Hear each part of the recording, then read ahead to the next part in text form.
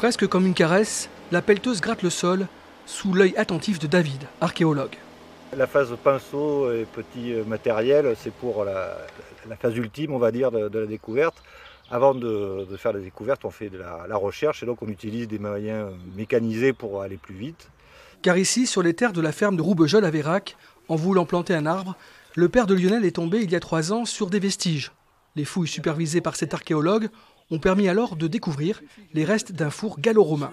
Vous avez des parois rubéfiées sur cette épaisseur, rougies par le feu, ce qui veut dire quand même que le foyer a marché un certain nombre d'années.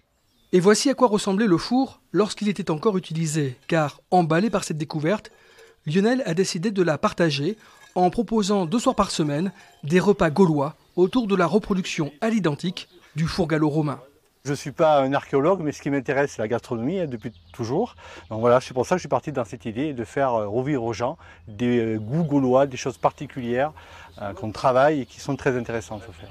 La ferme de Lionel se trouve à quelques centaines de mètres de Luxeuil-Dunum, lieu supposé d'une grande bataille entre Romains et Gaulois. De nouvelles recherches commencées lundi ont permis de mettre à jour quelques ossements et quelques fragments d'objets.